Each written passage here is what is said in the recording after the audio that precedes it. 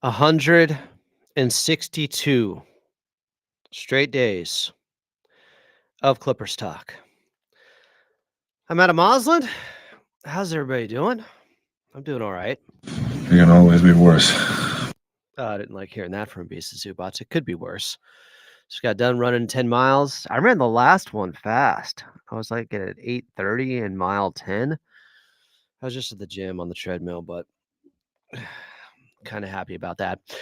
In today's episode, we'll review some of the post-game sound from last night. We'll talk about how Nico Batum has looked in the starting lineup, and if Norman Powell will be back tomorrow against the Charlotte Hornets in a makeup game, a rescheduled game because of the fires in Southern California. It's an early tip-off at Intuit Dome at 4. We'll have your pregame show starting at 3. Do we got anybody in here? Someone saying, put it up, Ben. Put it up, Ben. Or was that from last night? Put it up, Ben. Ben did, I think, get up 4 shots, go 1 for 4. He had kind of a runner with the right hand, a swooping, push shot, hook shot. In the Clippers' big victory over the Atlanta Hawks, 121-98. No, it didn't turn into the Bogey versus Atlanta, Terrence Mann versus the Clippers, revenge type of game going on out there. T-Man finished 4 of 8. He had 9 points. He was okay, 1 of 5 from the outside. Bogey had 12 points, 4 of 6, 2 of 2 from 3. A lot of you guys owe him an apology, I would say. Who else do we got in here? So it's Alex. He just got back from Atlanta. He'll be at the Dome tomorrow. He is a hardcore fan. Went and saw him on the road. As the Clippers have now won 5 of 6. Maybe we'll give you a standings update in just a little bit here. 5 of 6 we'll take. We're good, streaky! Yes! I don't know if it's a streak because they lost that game Tuesday night in New Orleans that they shouldn't have lost, but New Orleans hot shooting craziness. Then the next game out, I think New Orleans shot like 10% from 3 or something. Of course, Clippers luck against them. I'm Adam Osland. It's Clippers talk. So a couple notes from last night's victory against Atlanta, and I saw some of this on Justin Rousseau's account on X at Fly By Night. The Clippers held Atlanta to a 98 offensive rating. Does that mean they got exactly 100 possessions last night? Because they finished with 98 points. So Atlanta coming in the last 7 games hadn't scored less than 119 points in a game. And the Clippers hold them to 98. It was good to see after the defensive effort against the Miami Heat as well in their 119-104 victory. The defense has been better as of late. We'll hear from Kawhi coming up on that. They held the Hawks to a 95.5 rating in their first meeting. They're the only team in the NBA this season to hold the Atlanta Hawks to multiple games of sub 100 offensive ratings. Like hearing that. Also, with their victory, the Clippers just need to go 5-10 over their final 15 games to clinch the franchise's 14th consecutive winning season. It would push them into a tie for the 4th longest streak of winning seasons in NBA history. Obviously, what occurred last night was a 35-8 run. That's what the Clippers scored and what the Hawks scored in that third quarter alone. They held the Atlanta Hawks to a snowman, an 8 in the third quarter. They were that cold out there from the field. A lot of it was due to the Clippers defense. We'll review some of that tape here in a second. I pulled it and put it on X last night because I thought there were some really good things from Kawhi Leonard. But winning by 23 made it the Clippers' 5th road win by 20-plus points this season. Only 4 teams in the NBA have more. 7 different Clippers scored in double figures. Kawhi and James each had 25. So the 4 teams that have more wins of 20 or wins by 20 or more points on the road this season, those other 4 teams are the Boston Celtics, the Cleveland Cavaliers, the Oklahoma City Thunder, and the New York Knicks. So while the Clippers haven't been great overall on the road, if you look at their record, they do have 4 victories, winning by 20+ points on the road this season, and are in good company with the only teams having more being the Boston Celtics, the Cleveland Cavaliers, the Oklahoma City Thunder, and the Knicks. The 8 points, as it was a stellar defensive performance in that third quarter after the Clippers trailed by 8 at the half, thanks to that Nico Batum three-pointer at the end of the second quarter as the buzzer rang at the end of the first half. The 8 points they allowed by the Atlanta Hawks in the third quarter last night are the fewest they've allowed in a quarter during a regular season game since November 22nd of 2015. The last time they allowed fewer than 8 in a quarter was November 29th of 2011. So some historic stuff last night from the Clippers defensively in that third quarter against Atlanta. And they can put up some points. So it makes it even more impressive. And it was on the road. Meanwhile, Kawhi watch. Come on, Dime. I started the Kawhi watch. If you're looking for positive signs that he's rounding into form, says Justin Rousseau here, I thought this was a good post. He said, Leonard has 10 points in the paint, or had 10 points in the paint last night against Atlanta. And it's the 5th time in his last 6 games he's done that. He had done it only twice all season before this stretch. So he's getting into the paint more. That's really good to see. What about defensively? As a lot of people noted, this is about as good as Kawhi has looked defensively on. So I pulled some clips. I'll play them for you here because I thought he looked extremely dialed in on the defensive side. And I'll show you what I'm talking about here. Here's Kawhi up close on Dyson Daniels, who may win Defensive Player of the Year. It looked like Kawhi had a little more edge and motivation out there last night because, one, Terrence Mann, he wanted to show him something. And then Dyson Daniels, the new best perimeter defender in the league, looked like he wanted to show him what great perimeter defense looks like from somebody who's a 2-time Defensive Player of the Year winner. Look at Kawhi here, who looks like he's feeling good, gets around the screen, jumps up on Daniels, and goes for the rip on the right wing. Doesn't get it. Daniels got a little bit loose with the basketball. Kawhi put his hand down. Daniels just held on to it, but look at the lack of airspace he has against Kawhi. And just as I enlarge the picture here, how quickly Kawhi reacted to this. Got into his airspace, and then there's a switch. There ended up being a foul with Zubats on Daniels, which I thought was kind of a weak call. But that is a level of defensive intensity. Kawhi jumping out on a guy like that far out on the perimeter and playing him that close. Like, look where this is at. We're 35 feet away from the basket. That's telling you Kawhi's feeling good out there. Or at least that's what I gleaned from it.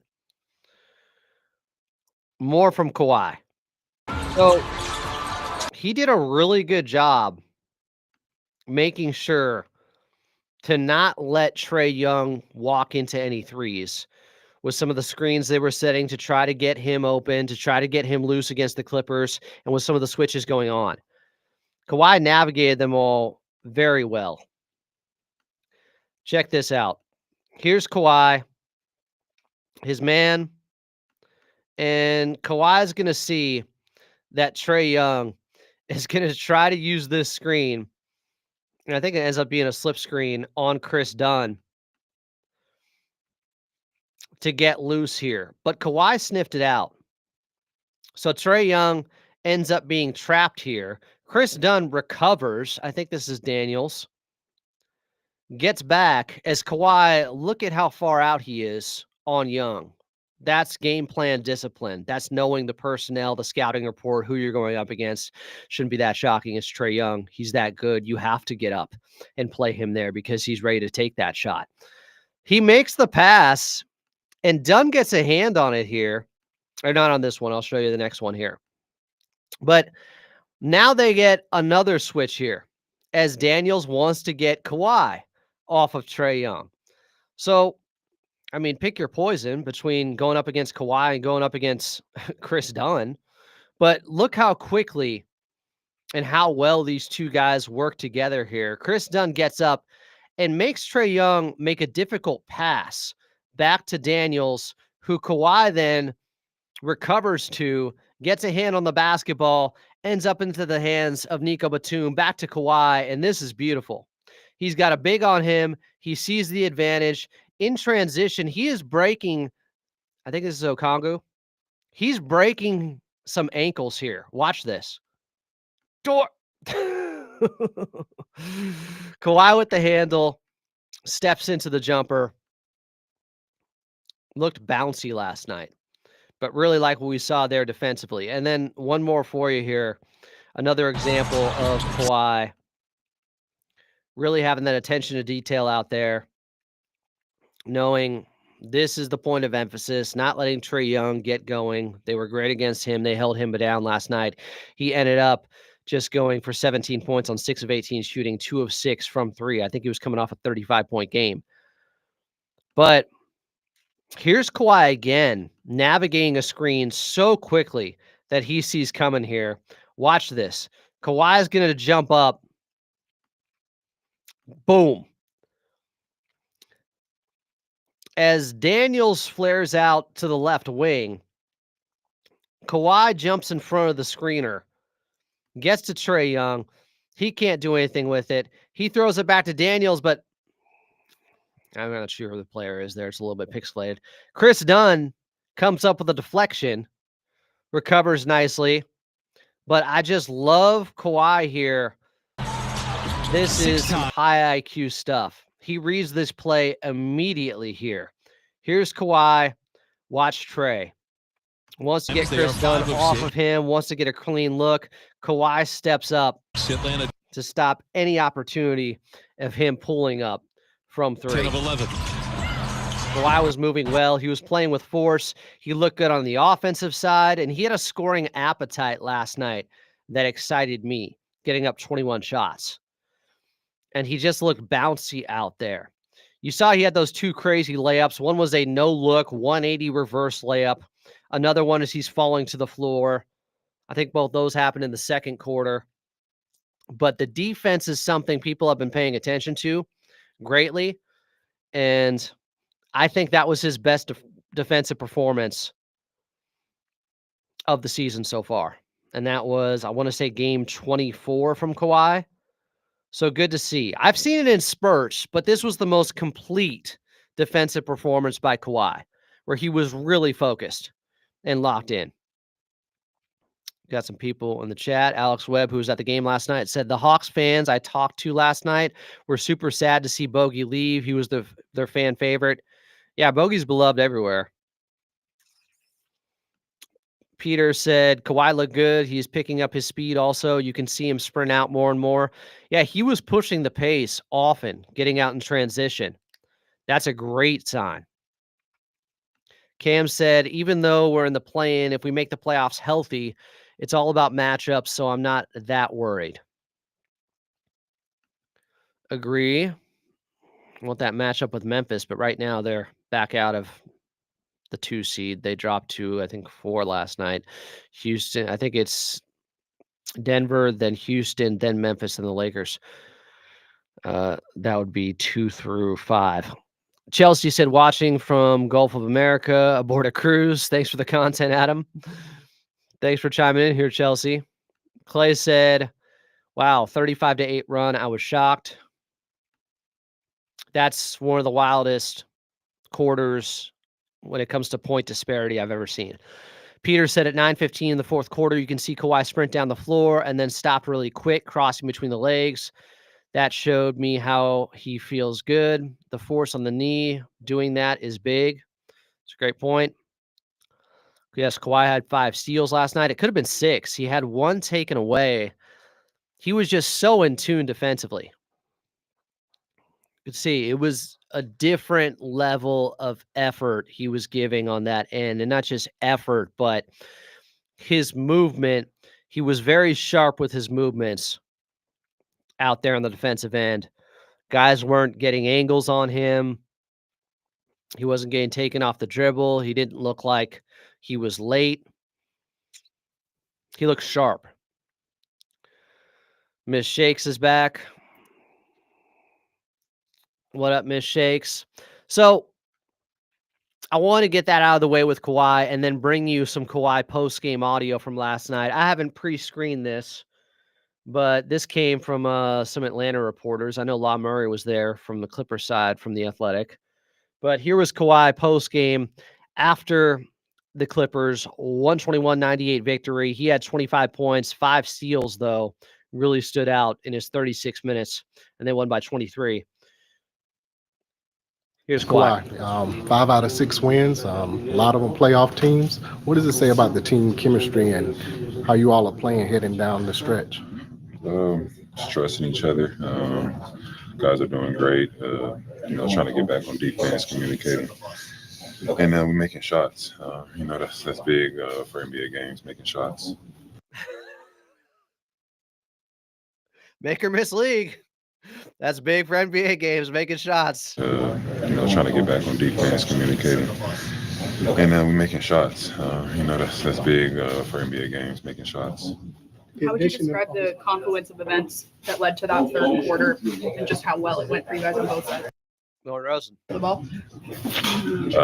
If we get back and cause them to miss shots, get rebounds, and push the pace, we were able to play at a high level, and I think that's what we did. I think we limited them to 8 or 10 points in that third, and we went on a run from there.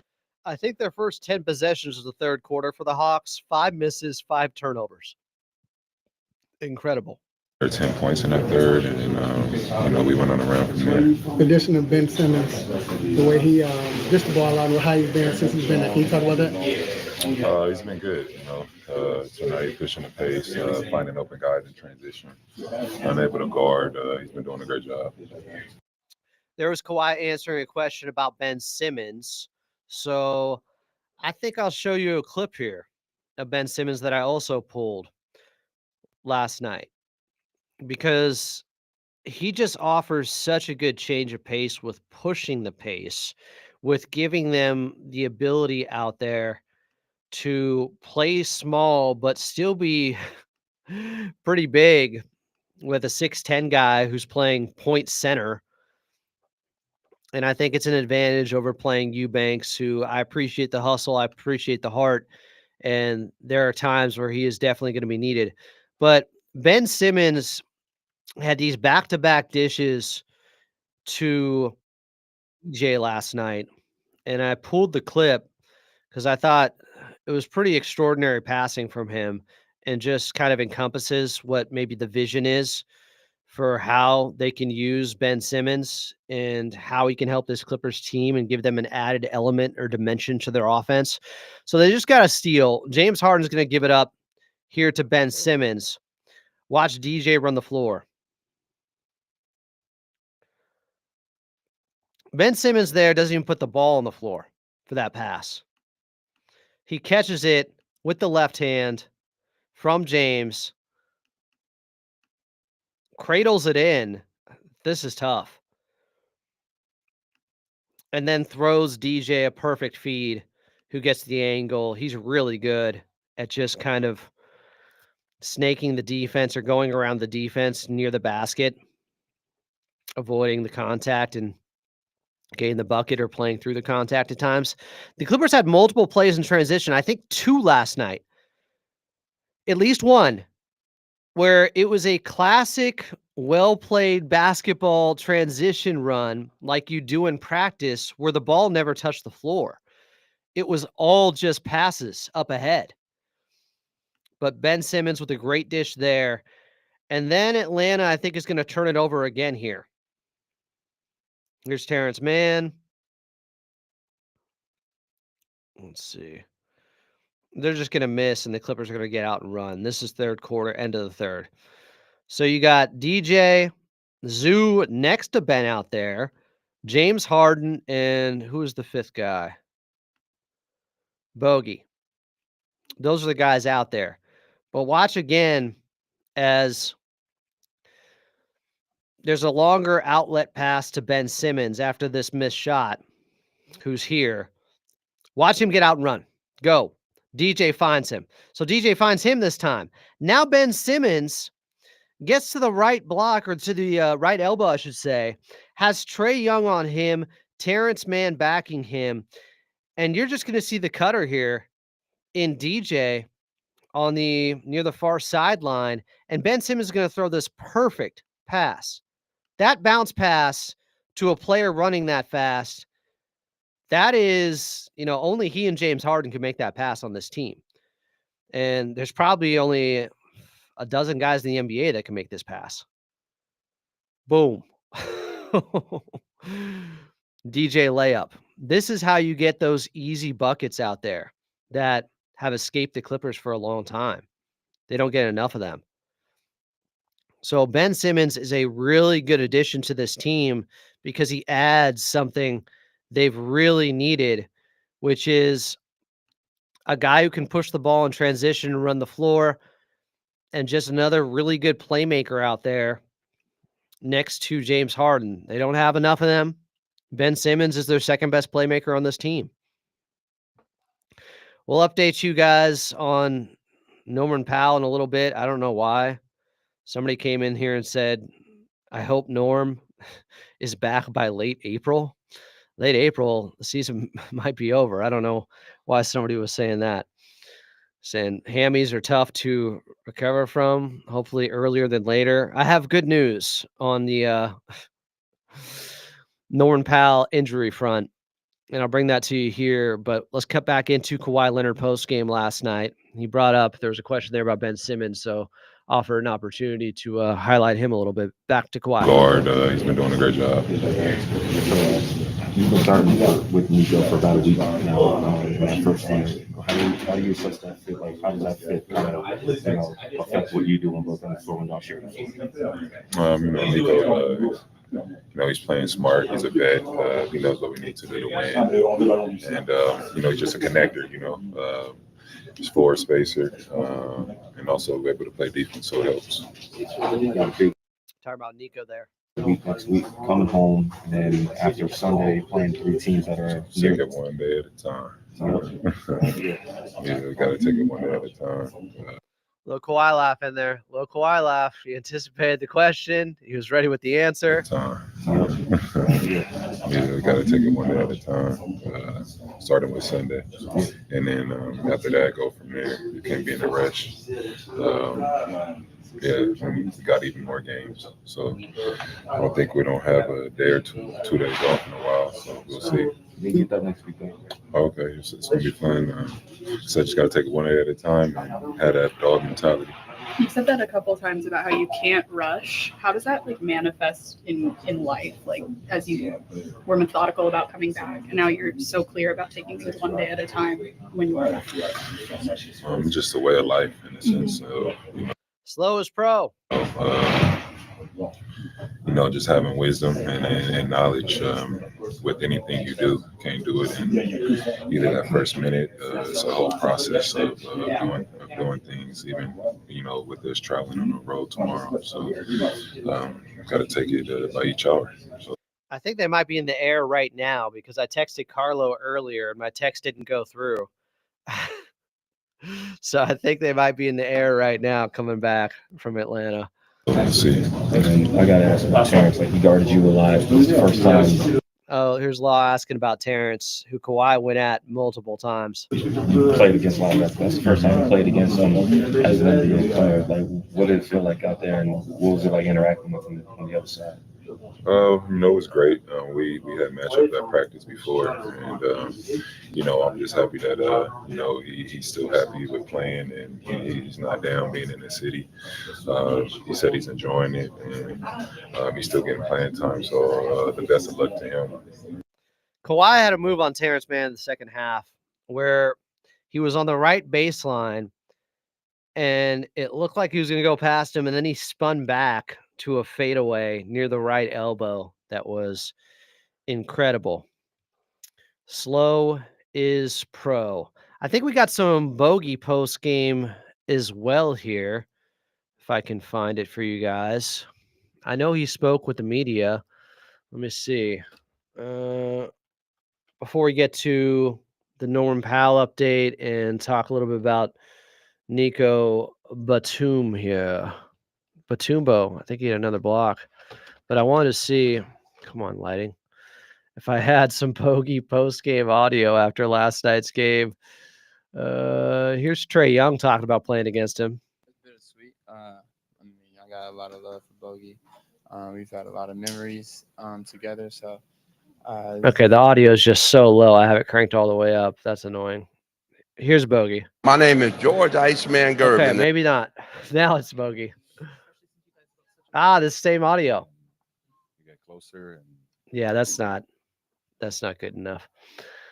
I know I had one clip that I could play for you. First of all, back to Ben Simmons for a second. So he has 29 assists to 2 turnovers. That's the exact number so far as a Clipper. 29 assists to 2 turnovers. What are you looking? I can play you some Ben Simmons post-game audio here.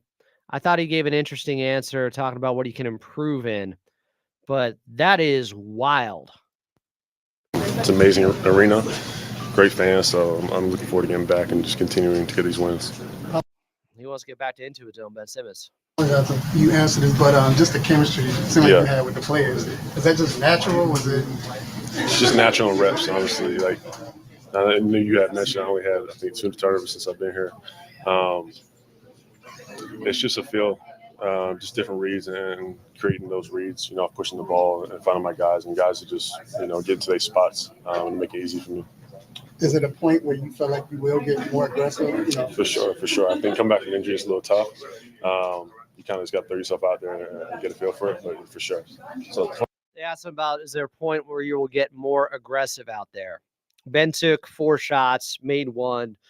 It was kind of in his 18 minutes, it was an unorthodox, rudder going to his right with his right hand. It looked smooth, though. 29 2 is obviously an impressive number, but what do you feel like is the next? You kind of just got to throw yourself out there and get a feel for it, but for sure. So 29 2 is obviously an impressive number, but what do you feel like is the next step for you, individually? Obviously, the team is a team. Just getting aggressive, getting to the rim, getting to my spots, early transition, and continuing to do that and seeing, different reads. So he wants to be more aggressive out there, getting to his spots, pushing in transition. But he's 29 assists to 2 turnovers as a Clipper is incredible. James Harden post-game joked that, Ben's got to teach me that because he feels like he's had too many turnovers, obviously. What are you doing with this Clipper team and joining a new team during the season? With Zubac's terrible. Okay, so here's Bogey post-game. And he makes a crack at Ivica Zubac. They've become close, it seems like, already. Of course, they speak the same language. What are you doing with this Clipper team and joining a new team during the season? With Zubac's terrible. I'm kidding. Asked about joining a new team. He said, with Zubac, it's terrible. With this Clipper team and joining a new team during the season. With Zubac's terrible. I'm kidding. Zoo actually helps me a lot because we speak same language and we understand each other, and nobody understands on the floor. So it makes the game way easier for me. And I hope for him. For me, it makes it easier. But maybe for him, harder. So they got their own language. They got their own code. Nobody else understands what they're saying to one another. This happened with Nico and Serge Ibaka back in 2021. They often had that advantage out there. It depends on the game. Yeah. But as I said, first, couple days, couple weeks until you learn system, the way the defense works, offense, as well as spacing. playing with James, Kawhi, and Zul. It's different. It's different play style, I would say. But with everything, it takes time and a lot of work. So there was Bogdanovich post-game bogey after an efficient ball game, 8 of 14. Or excuse me, that was James I was looking at. He didn't take that many shots out there, but he was just 4 of 6, but 2 of 2 from 3. So he got to 12 points on just 6 shots, plus 3 assists. And now he's at 36.5% from 3. I posted he was already at 37% a couple days ago. That was inaccurate. I ran the numbers wrong, or Basketball Reference hadn't updated it yet. But I'll take the blame for that one. But now he's basically there. 36.5% from 3 after going 2 of 2 from 3 since he's been a Clipper. Never bought in to, he's a 30% three-point shooter all of a sudden. No, he's 38% his entire career, and he's coming off last season, maybe his best year, when he finished 5th behind Norm, just behind Norman Powell in 6th Man of the Year voting. I mentioned James Harden and those 25 points he had. I think it's worth pointing out just how good James Harden has been in March now. And this is even with the second Laker game included, where he only had 13 points on 4 of 14 shooting. James Harden in how many games is there? 8 games in March is averaging 27 points, 10 assists on 43% shooting, 36% from 3. Field goal percentage is kind of antiquated. 2-point percentage is better to look at because he takes 10 threes a game, and that's going to bring down your overall field goal percentage, which is why it's at 43%, because you're not going to shoot as high from 3, but it's worth a point more. But shooting 36% from 3 on 10 attempts per game is fine. You love seeing that high volume. 27 points per game and 10 assists by James Harden in the month of March over his last 8 games. So props to him there. I don't know why Bastian Schweinsteiger's in here. The guy's just a complete troll. David Hong is going back to his point about the playoffs are a war of attrition. Which playoff team can survive the longest with the most key players?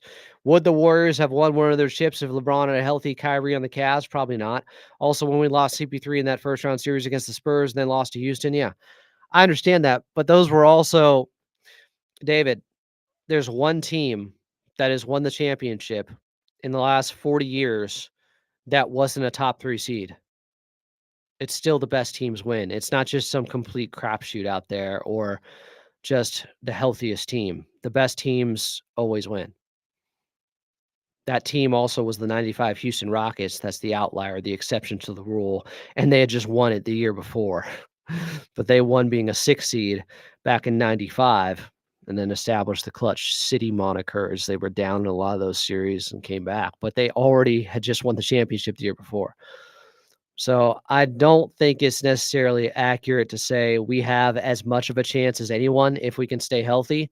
I would love that to be true, but history says if you're not a top 3 seed, you don't have the same chances as everybody else. Now, do I think that will change at some point because of the play-in tournament, because of injuries going on in the regular season, because most records are injury infused or induced now? I do. But you can't argue with the historical evidence we have that there's one team the last 40, 50 years that is one that wasn't a top 3 seed. All right. Bonesaw calls Bastion a casual. I loved Kawhi's game last night. He didn't have his best shooting performance. He's been struggling from 3. He went just 1 of 4. But I'll take 25 points on 21 attempts when you go 11 of 21 from the field, when you play with that level of force as he did. Getting downhill, he looks springy out there. Like, it's not always going to be 25 on 15 shots or 12 shots. That's okay. They need the volume from Kawhi. Bastion's just an insufferable troll. I'm going to put him back in timeout. The mush needs to be in timeout. Bonesaw said, imagine having to read Bastion's comments. So he already muted him, apparently. N701204 said, NBA has changed a lot. Many postseasons come down to who doesn't get hurt. All of Suns in 2021. It has changed a lot. And yet still, there's one team the past 50 years that has won the championship and wasn't a top 3 seed. So has it? It's the teams that are at the top of each conference that end up getting to the finals or end up winning. Now, last season, Dallas got there as a 5th seed, but they got beaten 5. And I will say this, the Clippers were the 4th seed in 2021. And I fully believe if they had stayed healthy, they would have bucked that trend and been the champions. Now, maybe the Brooklyn Nets could argue, hey, if we stayed healthy, we would have beat them. So will it happen at some point where a non-top 3 seed wins? Yes, I think it's coming in the next 10 years. But they don't all have the same chances. They don't all have the same odds. Jules Muchata said, hi, Adam. Greetings from Italy. Quick question. What's your starting 5 and who you got coming off the bench for the play-in and playoffs? Let's go Clippers. Okay, this is a good bridge, a good segue to something I want to talk about here. Something I've been talking about for some time. I don't mean to pat myself on the back too much, but I have been pretty adamant that all season long, I've never bought into the talk that, oh, Nico Batum is washed or he's not the same anymore, because I watched him play heavy minutes for Team France. He led them in minutes. He was guarding SGA. He was guarding quick guards. And I said, I think I know what the Clippers are doing. They're saving Nico. That's what's happening right now. They're saving him for the biggest moments, for a playoff series. And if you look at his minutes increase in March, he went from 15 minutes per game in February to now being up 10 minutes to 25 minutes per game in March. Some of that is because of injuries, but I think they've been banged up before, and he wasn't playing this heavy of minutes. He's played 2 games of 33-plus minutes in March. He had 1 game of 30 minutes or more before that. They are getting Nico ready. So I want you to hear from Coach Lou pregame yesterday. Law Murray asks him about this, starting lineups, and what we can expect moving forward. What are you looking forward to? Just having everybody but Norm back and everything. Like, what are you looking forward to getting Ben as far as what that means for your second unit? Just trying to get us in a good flow and a good rhythm, going down the stretch with 16 games left, just trying to get into as much of a rhythm we can, going down the stretch and playing well on both sides of the basketball and letting, like I said, Ben get comfortable. I think he only played 4 games or something. So just let him get comfortable, understand what we need from him, how we can use him in different. So this first one is about the second unit, but also interesting. Get comfortable, understand what we need from him, how we can use him in different situations. Talking about Ben there. And so I'm glad he's able to come back tonight. When is Nico again starting tonight? Yes. What have you liked from that starting lineup? Like we only saw Nico in the first unit like a couple times, I think, before this recent stretch where he started these consecutive games. What do you like there, and do you anticipate that you might roll with that first unit for the rest of the season? I'll just got to see. We just, different matchups, different games, different situations. But having Nico with that starting unit, has gotten him more shots, on the floor. He's been shooting a 3-point shot really well. Really good against, like I said, certain matchups. We're playing against New York with Big Cats when we first went to it. And, so we just, just trying to, figure it out until we get everyone healthy. And then we can kind of see how our rotations go. Just kind of figure it out till we get healthy, and then we can see how rotations go. So he's not married, I think, to any starting lineup right now. It's Coach Lou.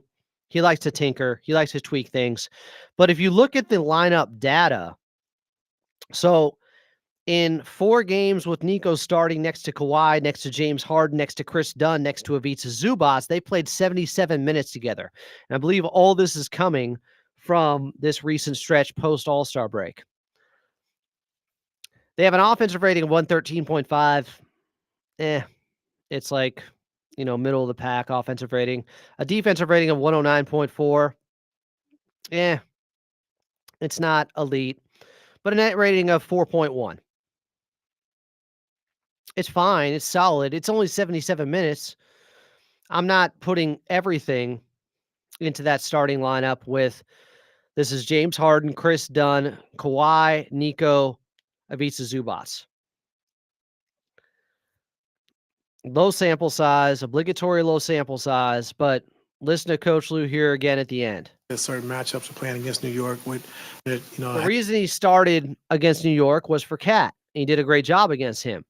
So he's talking about against certain matchups. But having Nico with that starting unit, has gotten him more shots, on the floor. He's been shooting a 3-point shot really well.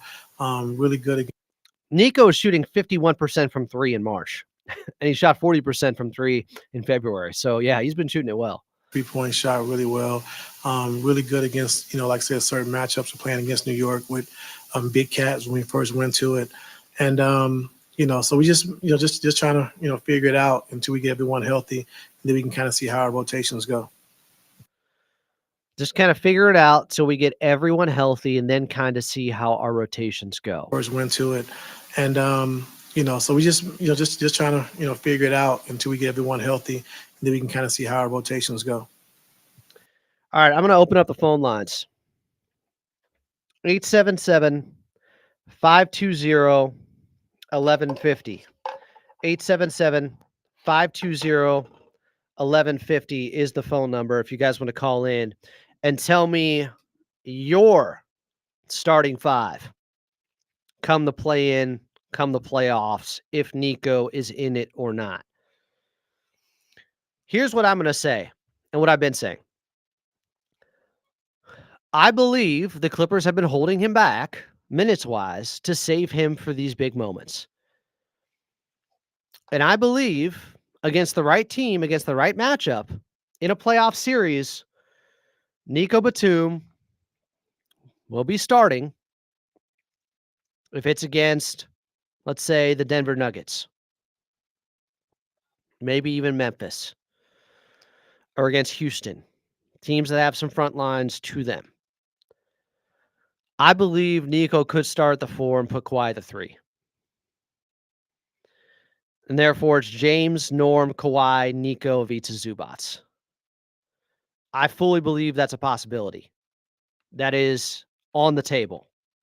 And that is why they're getting his timing and his sharpness going right now. Nico's sharpening the tools and playing heavier minutes. Because come the playoffs, he's one of their most important players. He's such a good connector. He does so many little things that don't show up in the box score. And his 3-point shooting, he's been hot. Now, what is he on the season? Is he above 40%? I'm guessing he is after what he's been doing in March. Yeah, he's at almost 41% from 3. It's all still there with Nico. I've never been worried about that. The wash allegations were washed in my mind. I thought it was weak. I never bought into them. He can still guard 1 through 5. He can still shoot it. The shot's the last thing to go. The stuff, the on-ball stuff, it's not where it was. But he's still such good connective tissue, you could say. Such a good connector out there with those passes. He doesn't need to attack the basket. The rebounding, he's never been a great rebounder. But he does so much for you that helps elevate this team. I think against the right squad, he'll be starting in a 7-game series. So all the talk of we don't have a power forward, we never got that power forward, why is Kawhi playing power forward? I've been telling you this since the summer. They have Nico. Nico can play power forward if need be in a playoff series. If the matchups dictate it, warrant it. That's it. This isn't that hard. I've never looked at it as they have some huge omission there at power forward, because you have to have someone at power forward next to Ivica Zubac who can also shoot. Nico can, or else it would kill your spacing. They're not going to leave Nico open. He's going to help stretch the floor. And when they do, he'll make them pay. He is the prototype for a guy you can play next to Ivica Zubac at the 4. It works. They played really well next to each other. In fact, I want to look at the 2-man lineup data with Nico and Ivica Zubac this season. And if you guys want to call in and give me your opinions on this, 877-520-1150. 877-520-1150. So, Nico, Big Zoo lineup data goes like this. They have played 542 minutes together on the court. They have an offensive rating of 112.4. It's like middle of the pack. But their defensive rating is 100 with those two out there. So they got a plus 12 net rating in pretty substantial minutes, over 500 minutes played together. That 2-man lineup data. Oh, it can work. It can work very well with those two. Love seeing that. I knew it was good. I wasn't sure it was that good. That's one of the better net ratings on the team with significant minutes played of 2-man lineup data. That's big. So Big RR saying you can trust Nico. He's a smart player also. Jules said, I'm going to agree with you, as Nico as a 4 is great because of his IQ. His IQ makes up for his lack of mobility and physical decline, which I don't know how much has declined. He's averaging a block per game in March. He was dominant for Team France. He led them in minutes. Let me tell you something. Do you guys remember? I don't know if you remember watching this because he was with Philadelphia last season after the James Harden trade. Do you remember the play-in game they had against Miami, the Philadelphia 76ers? Do you know who won them that game to get out of the play-in? It was Nico Batum. In a 105-104 victory over the Heat, he had 20 points, 6 of 10 from 3, 5 boards, a block. He was incredible. Embiid came up to him afterwards. He was being interviewed. It was Nico's game. Nico is still him. He's 36, not 46. He's got some miles on him. But in 25 minutes per game, in a playoff series, you're going to get a damn good version of Nico still. And against the right teams, yeah, I can see the Clippers starting him. So, Coach Lou, he's playing things close to the best. There's certain matchups we're playing against New York with Big Cats when we first went to it. And, so we just trying to, figure it out until we get everyone healthy. And then we can kind of see how our rotations go. He's not committing to anything. Wisely. Nico doesn't care if he starts, by the way. He's one of the most unselfish players there is in this league. But if you're taking on Denver in the first round and got Nikola Jokic out there, and you want 3 different guys that can match up with him at times, obviously Zoo's the primary defender, but a little bit of Nico fronting him, a little bit of Kawhi doing the same. Having all 3 of those guys in your starting lineup is advantageous. I think even Chris Dunn would jump on him at times. But in this scenario, I got Norman Powell in the starting lineup. You can't take Norm out. You can't. He's their leading scorer. On high volume, with the efficiency, you're not doing that. But I'm excited for what Nico can do and unlock for this team when they really haven't even explored it that much this season. They have been holding him back. That is the ace in the hole for this team. Nico. Sneeko. Appropriately so. A sneaky, great option for Coach Lou in a playoff series to play bigger, to have more length and switchability out there, and a guy who's been a sniper from three as of late, and you trust in big situations, in big games. Against Houston, I'd think about it too.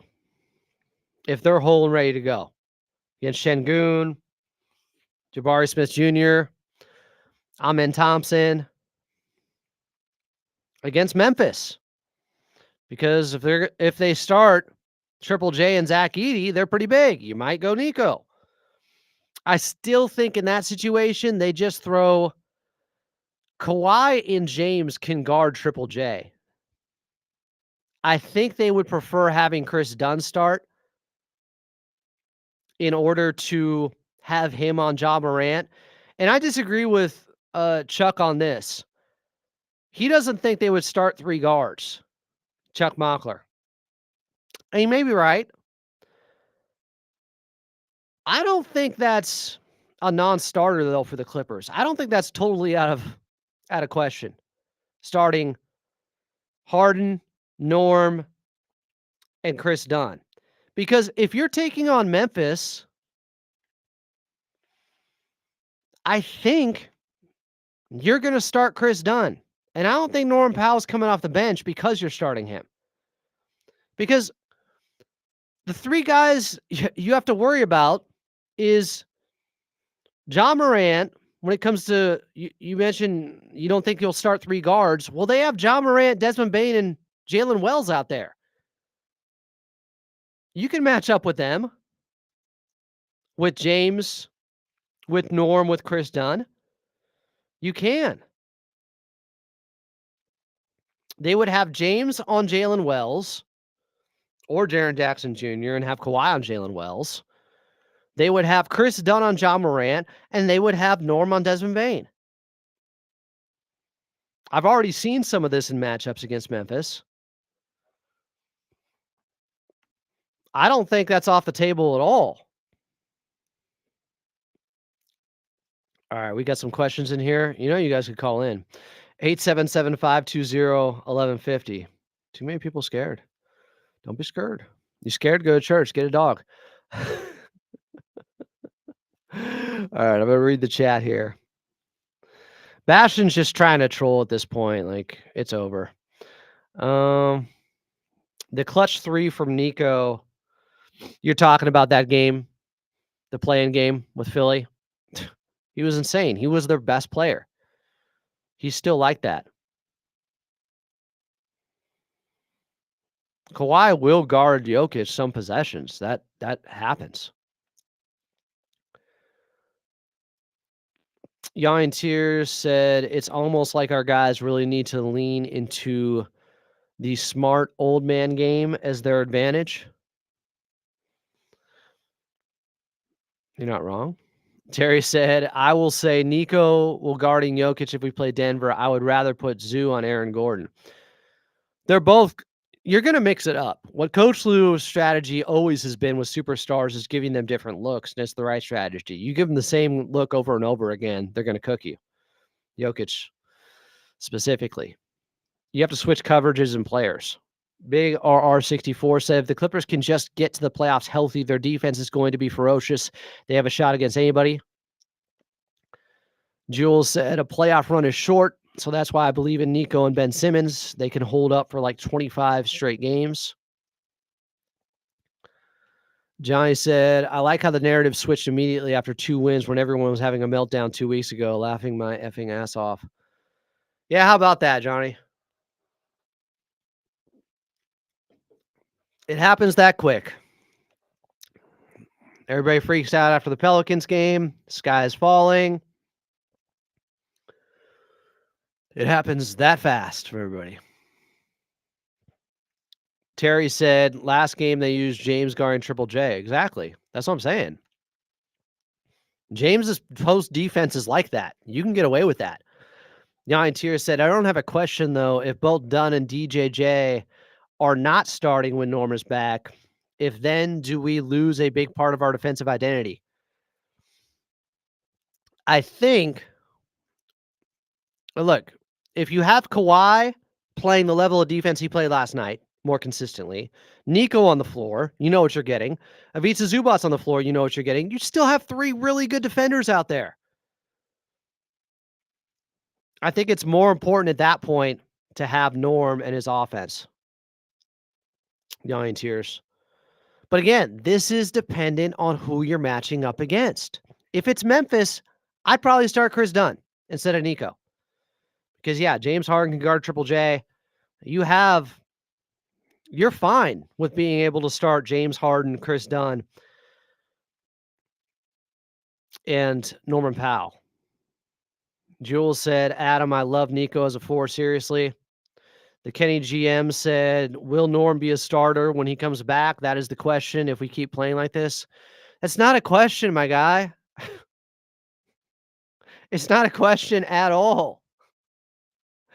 There is no question that Norman Powell will be starting when he's back.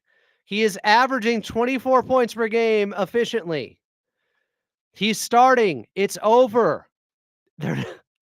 We got to stop with this. Bonesaw gets it. What have you been watching this season? He is their number 1 scorer. He makes the offense work so much better. Johnny said, point is, you can't judge this team right now because we're missing our leading scorer in Norm. And curious on how the bench would look, though, with Norm back at the lineup, how that Bogey, Simmons, and DJJ lineup. I like how that looks. Bogey, Simmons, DJJ. Could be Chris Dunn in there. Depending on if Nico's starting, could be Nico in there. But it's not. I think people get caught up in is they talk about the bench lineups. It's like, guys, they don't do a 5-man bench lineup. They stagger starters with them.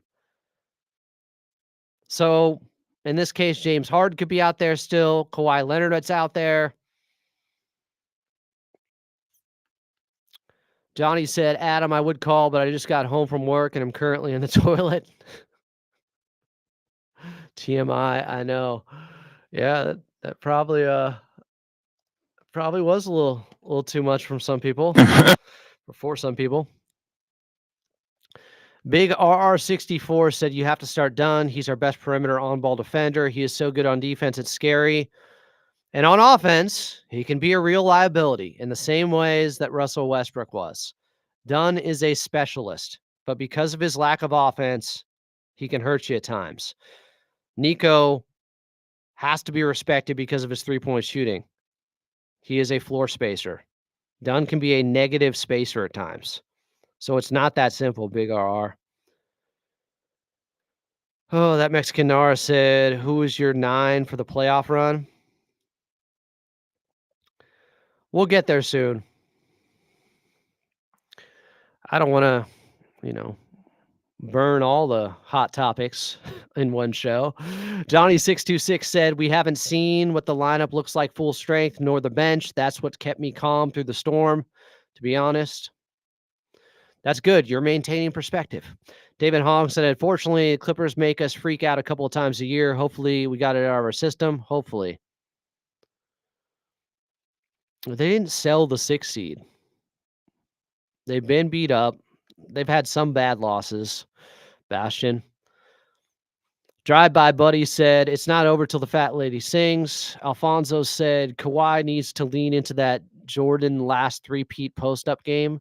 I've been calling him MJ96 for damn near 6 years now. Uses strength, hands, length, fadeaway galore. He did that yesterday. I don't think you need to tell Kawhi that. He's going to. He's less than 25 games in, I think, so far. Terry said, another reason I like Nico starting is he is the best zoo passer outside of James. This is something I was going to bring up.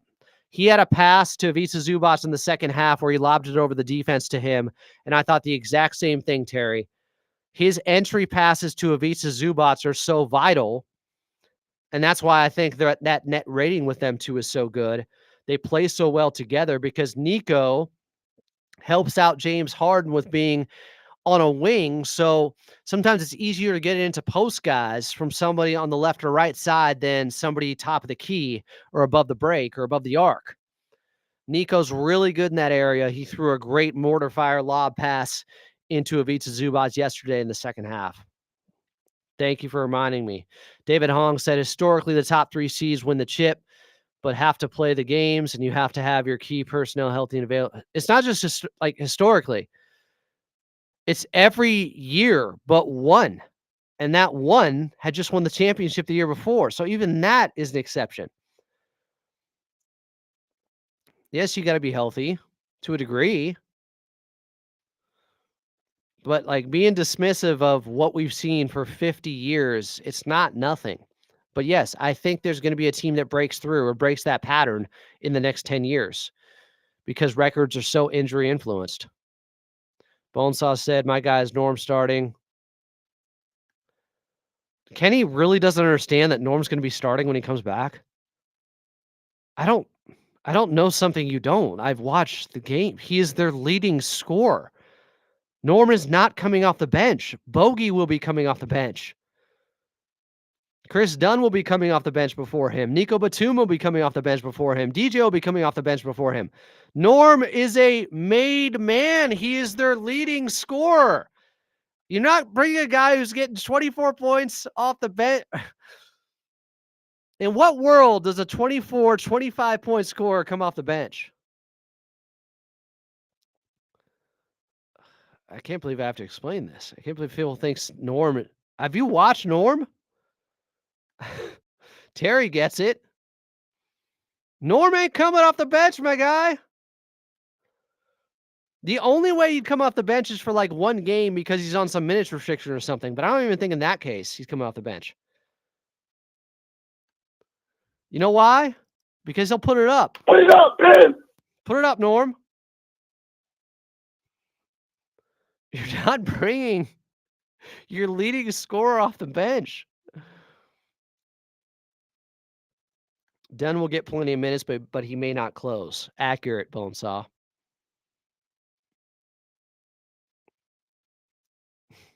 An I Heart Huckabees reference, a David O. Russell reference. I haven't watched that in a long time, but I liked it. I thought Wahlberg was good in it. Bastion said, I guarantee Chris Dunn shoots upwards of 35% from 3 in the playoffs. Guaranteed.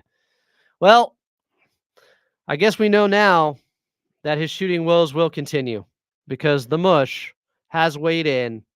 He's always wrong. He is Bastian Schweinsteiger. When he guarantees something, it's as bad as when Charles Barkley does. This is awful. Eddie Mush was a degenerate gambler. He was also the biggest loser in the whole world. They called him Mush because everything he touched turned to mush. That's Bastian Schweinsteiger.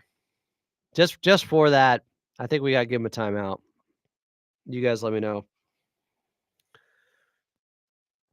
Yanni Tears said, having a set lineup versus matchup is an interesting one to me. Is this next level or is it making up for not being the favorite? Was there ever a championship team that did that? Sure. The Lakers, they switched up lineups during the 2020 run in the bubble. But yeah, there absolutely have been teams that have gone with different starting lineups based upon matchups in the playoffs. Big RR64 said Dunn is terrible on offense, but I think his defense is worth the trade-off. But you're right, Adam. It does depend on the matchups. MKXLNT said, are you thrilled with how the team looks post All-Star? If so, then go ahead and bring Norm off the bench. What? So, okay. I see what you're saying. They obviously haven't looked great post All-Star break. And the biggest reason for that is because Norm has not been there outside of 9 minutes. So why exactly would you change the starting lineup when you know the guy that gets you back to playing much better basketball has been missing? If he's back, you start him. Johnny said, I hope we really use Zubats not only as a double-double machine, but as a little bit of a facilitator to change things up in the offense in the playoffs, fully healthy with all that spacing. Have you seen Ivica Zubats the passer recently? He's making great passes. He had a great feed to Kawhi on the right block yesterday. Zoo, you can play through him. Jules said, if we lock in the AC to match up with OKC, what starting five you rolling with, Adam? We'll cross that bridge when we get there, Jules. Johnny said, meaning dump Zoo the ball in the paint. They double team. He passes it quickly to the open man. He's been doing that. What are y'all watching? Big Zoo's been doing it. The Hornets did just win their last game and put up 145 points against the Spurs yesterday. That's a little bit concerning, but it's probably a good thing overall. It means they blew their wad. They just lost to the Hawks 123 to 110 before that, who the Clippers just beat. So, transitive property says the Clippers are going to beat the Hornets by 30. That's not how anything works. The Hornets in that game against the Spurs shot 60% from the field. I'm guessing that's their best field goal percentage of the season, and 57% from three on 26 of 46 shooting from three. I'm guessing that's also their highest three-point percentage of the season. Yeah, they're coming in hot, but I don't think they're doing that against the Clippers. The Clippers can't overlook them either. The hope is that Norman Powell will be back. For more on that, I want you to hear the update from La Murray of The Athletic yesterday pregame on Clippers Countdown. Quickly, Law, just to follow up on that, we didn't get an update pregame about Norman Powell, correct? The 10-day reevaluation, that hasn't occurred yet? I mean, not in public, but I can tell you, like, we'll see what happens Sunday. I was told don't rule him out for Sunday, but don't necessarily rule him in. So it can go either way. Don't rule him out, but don't necessarily rule him in. So it's at least on the table. It's possible he plays instead of just, he's definitely not coming back Sunday. Necessarily rule him in. So it happens Sunday. I was told don't rule him out for Sunday, but don't necessarily rule him in. So it can go either way Sunday, but I think sometime during where they really will need him, Cavaliers, Grizzlies, they end the weekend against the Thunder, he'll be back. La Murray, a little bit of a nugget there. So there was Law yesterday on with me pregame. Don't rule him out unless the injury report comes out later tonight and says he's out. If it says he's questionable, then there's a chance he plays tomorrow against the Hornets. I don't think it would go from him being out to just him not on the injury report at all. I think it would go to questionable, just like with Ben Simmons. And then we'd hear sometime during the day tomorrow that he's probable, or pregame that he's available. Now, I would say, because it's a hammy and it's tricky, even if Norm is feeling good, I might give him the day off against the Hornets with the upcoming Clippers schedule that they do have. I might let him rest a little bit more, because if the Clippers can't beat the Hornets without Norman Powell, what are we talking about? They have to win that game no matter who is available. The Hornets are not a very good team in any aspect. Can they find a way to beat you? Yes. Ask the Lakers. It happens. Don't overlook them. I'm just saying I wouldn't push Norm to come back against the Hornets when Tuesday you're taking on the Cavaliers, when Friday you're taking on the Grizzlies, when Sunday you're taking on the Thunder, and then you're in New York against the Knicks. So the 4 games after Charlotte are brutal. If you can give him one more day off, I would do so. And yes, when he's back, he'll be in the starting lineup. Didn't think I had to make that clear. It was common knowledge at this point. He's a starter. When you average 24 points per game and shoot it the way Norm does with that level of efficiency, you're not coming out of the starting lineup. They didn't find something while he was gone with a different starting lineup that has been better than the one with Norm. Guys, he's shooting damn near 43% from three. All right.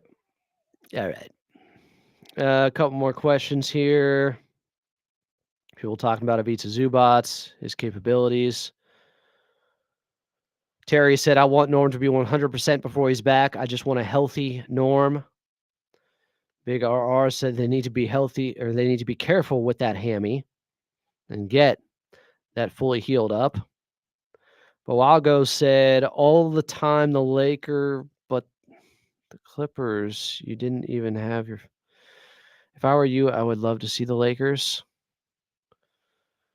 The Lakers also didn't have their full team. I don't know if you knew this. Austin Reeves played, I think, 10 minutes those last two games against the Clippers. And when they get healthy, they didn't have Rui as well. So, yeah. I don't like the matchup. I don't know why you would, because all the Lakers are going to do is pull Ivica Zubats away from the basket, rendering him being a top 5 rim protector useless. They'll get him on switches with Luka. They'll get him on switches with LeBron, who, newsflash, is a 40% three-point shooter now the last 2 years. It's not a good matchup. And Austin Reeves is one of the better third options, maybe the best in the league. Did you see him last night? Do you see what he can do? It's a problem.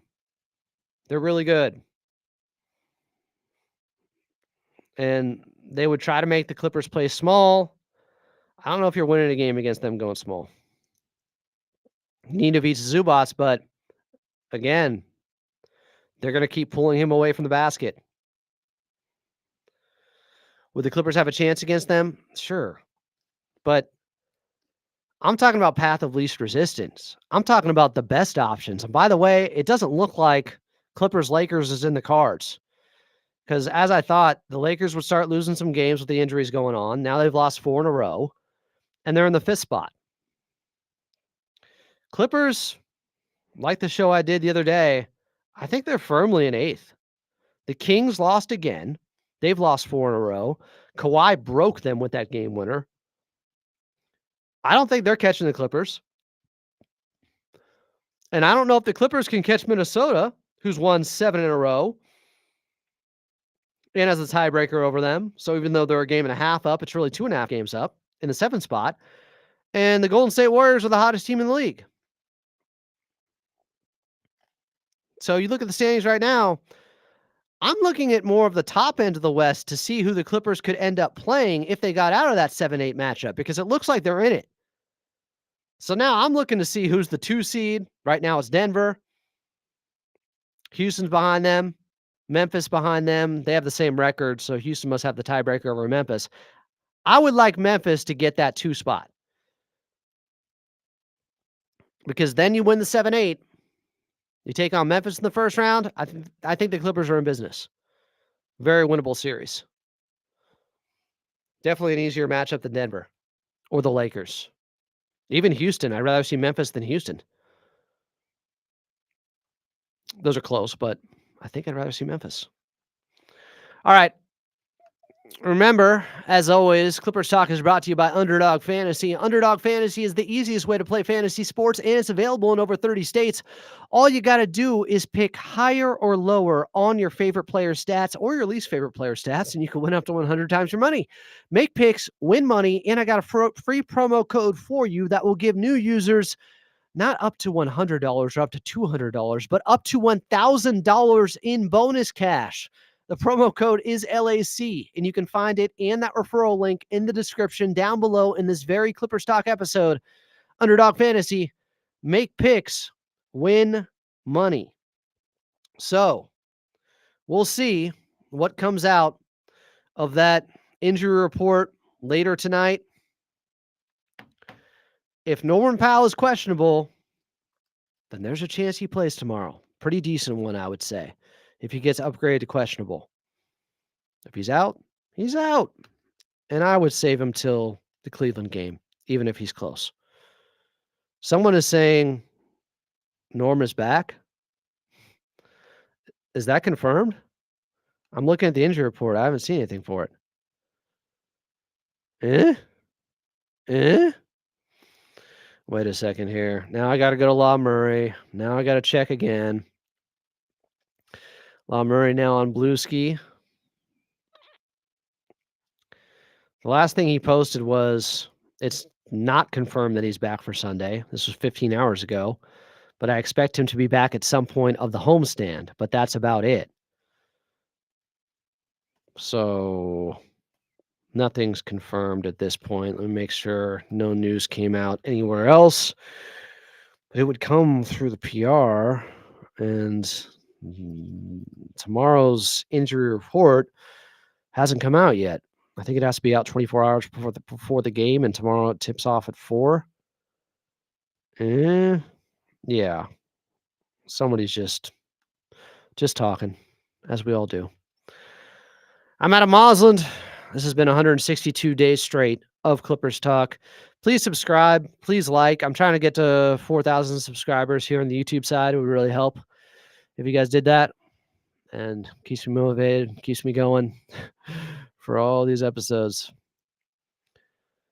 Appreciate y'all. We'll talk tomorrow. Pregame at 3 from Into a Dome. Clippers taking on the Charlotte Hornets. We need our official outro. But yeah, I'm Adam Mosland. We'll talk to you tomorrow. Off the air.